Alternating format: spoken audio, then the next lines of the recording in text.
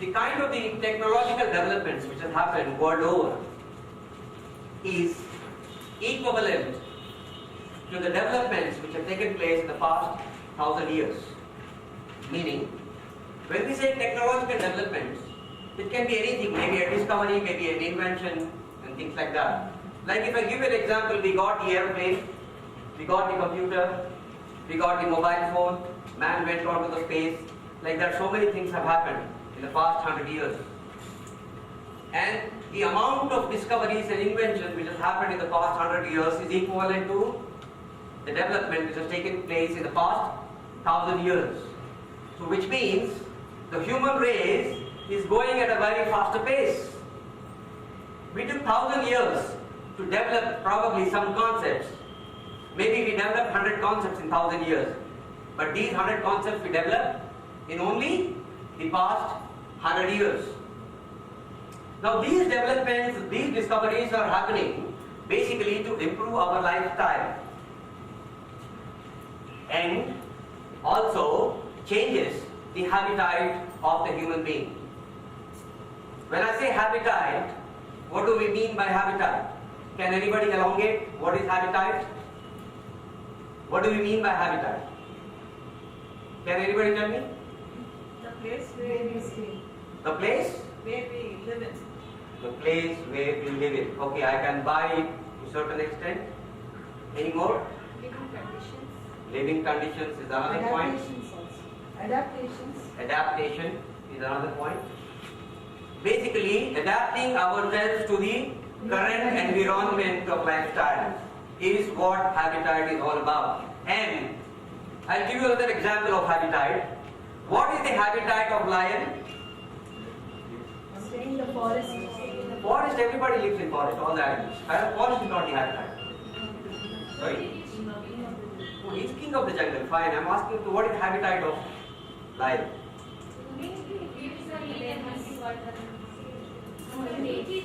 Eating. I'm asking habitat. The dry grass is the habitat. I'll give you another example. What is the habitat of monkey? You will jump. Trees? Trees is the habitat of the monkey. Now, what is happening? You must have heard. There are a lot of animals which are extinct now. And many more are going to be extincted in the future. Probably the lion may not be there after 300 years or 400 years because its habitat is getting eroded. The habitat of lion is getting eroded, which means a lion cannot live without its habitat. But that is not the case with a human being. The humans adapt themselves. The God has given us. The God has made us like that. The humans can adapt themselves to the new environment, to the new habitat very easily. But in the animal kingdom, none can. That is the extra thing which the God has given us. I'll give you a small example.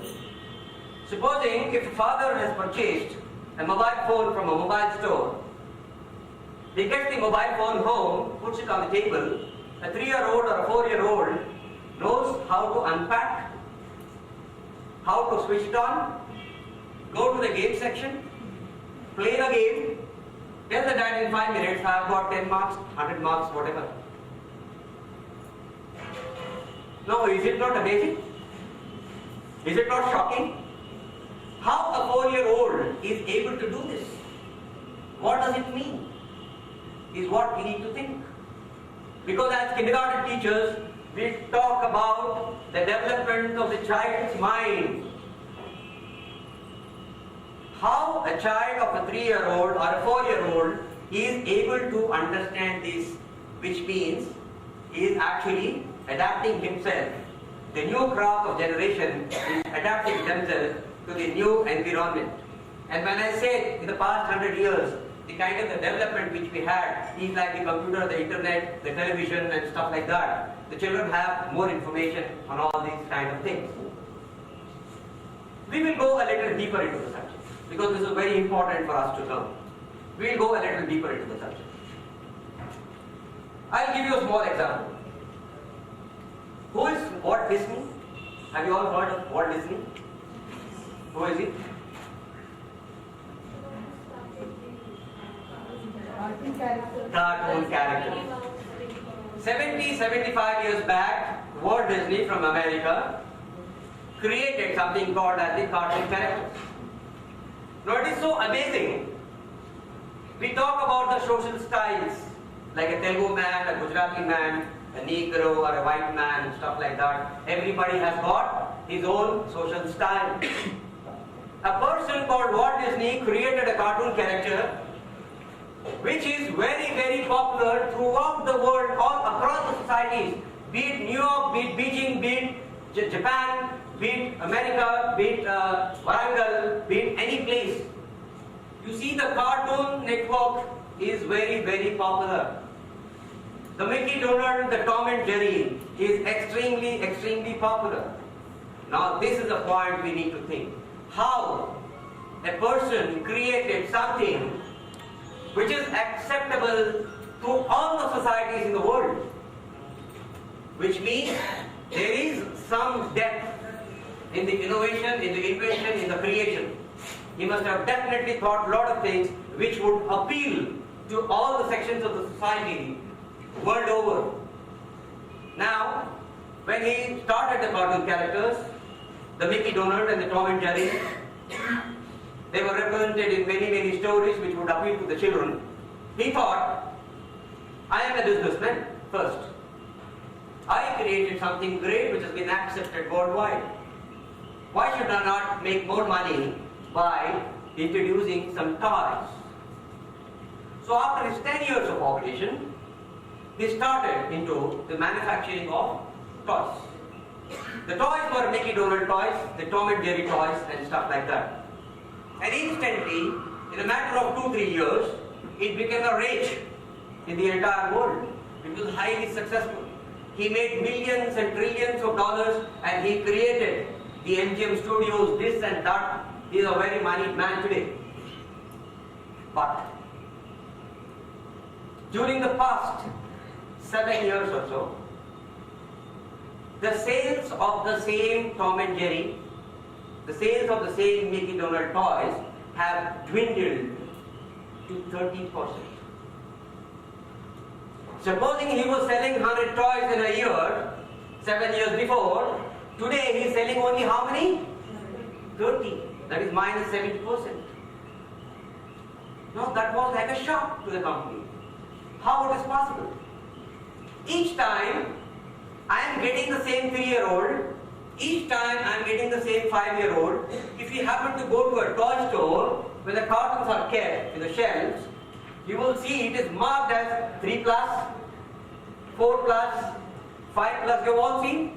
Now what does that mean? Age group. Age group. The assimilation power of the child at the age of 4 is what he can handle this particular toy has been determined by a lot of psychologists. They sit down and decide that this toy is fit enough for a 4-year-old boy, this toy is fit enough for a 3-year-old boy, it will appeal to him. So each time a new crop comes, each time the child is a 3-year-old. So each time the product has to be successful. It cannot go wrong. Right?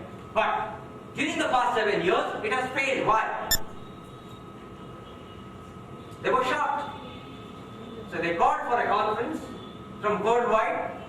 All the vice presidents of marketing were called into New York to find out the reason as to why the sales have dwindled to alarming 30%. Now, a salesman is always a salesman. He always finds an excuse. They all said, sir, these days the Chinese toys have come in the market. So that is the reason why the sales have dwindled. But the chairman of the company did not think so. He did not buy the argument. He said, no, I am sorry. My toys are much, much better, much, much superior. It cannot be the case. There has to be some other reason. Then again he went around, appointed some child psychologists from world over, very eminent people, to find out as to what is the reason behind it. When they all assembled after 6 months of research worldwide to find out the reason why the sales of the toys are dwindled, they came up with a theory which developed recently that is called as the age compression. You understand? Age compression.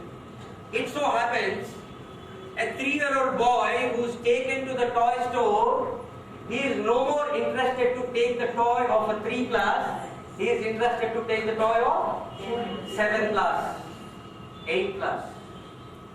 What has happened? The age, I am 3. My age is compressed. Now I am behaving like a 7-year-old boy as a 3-year-old boy. So this is very shocking. I request you all to please make a note of this. Age compression is a term which has been devised by these people, child psychologists world over. Just type age compression on Google. You will find host of information, lot of information, because as kindergarten teachers, we are handling the 3 plus, 4 plus children. We need to know how their psyche works in the current situation. Now, this is also called as, this age compression has also been termed in a very different fashion by some Japanese, Korean toy manufacturers. They also had the same problem of the toy sales being dwindled. They are unable to understand what to do. They have called it as the KGOY factor. The KGOY factor. Please make a note of this also. This will also get you a lot of information on the internet, on the Google. Now what is KGOY? KGOY is kids getting older, younger. You understand? Kids getting older, younger. When they are supposed to be 3, they are behaving like 7. So they are becoming older while they are young. So this is an issue. You must have all, I have seen a lot of teachers saying, my kids in the school are very fast. Normally we say that? So that is the reason. The reason is the age compression. Now as kindergarten teachers, we are dealing between 3 to 5 children. We need to understand how to handle these children. Because normally it so happens, the child who is coming to the school and the kindergarten, he feels he knows much better than the teacher knows. That is the normal situation these days. Because the child feels, I know everything, whatever the teacher is saying. Why am I sent to school? I was better off at home playing. So I know more better than the teacher. That is what he has, because he is pounded with so much information. He has got the television, he has got the internet and stuff like that. So, as kindergarten teachers, we need to find ways. We need to find ways. We need to innovate ourselves. Gone are the days of the conventional theories of education. We need to really find a new solution to these particular problems, which is going to further deteriorate as the days are going by. As the days are going by, the situation is going to further deteriorate. And let me tell you one horrifying situation. The psychologists who came up with the idea of, coined the idea of the age compression when they say KGOY factor, we also need to have a solution for that. Now what do we do with it? How do we handle with it? Now nobody has got an answer for this. Mind you. They really don't know what to do with it. How as adults can we handle the situation is what the discussion happening world over. So as kindergarten teachers, you also can start participating in the discussions. Try and understand what this problem is. If you can contribute yourself, think, you find a solution, please do so. There are a lot of blogs on the internet, on the KGOY factor and also on the age compression factor. You can contribute yourself, you can read a lot of things, you will know how to deal with the new crop of children which are there. Because as kindergarten teachers, you have got experience of 20 years, maybe 30 years. But 20 years back, 30 years back, how the child was behaving at 3 plus, how the child is behaving today is diametrically opposite and very different. So this is a very serious issue which is being dealt worldwide. So as the kindergarten teachers, it becomes your pertinent duty to find out the solution for this. keep on looking for it, keep on discussing with a lot of people as much as you can.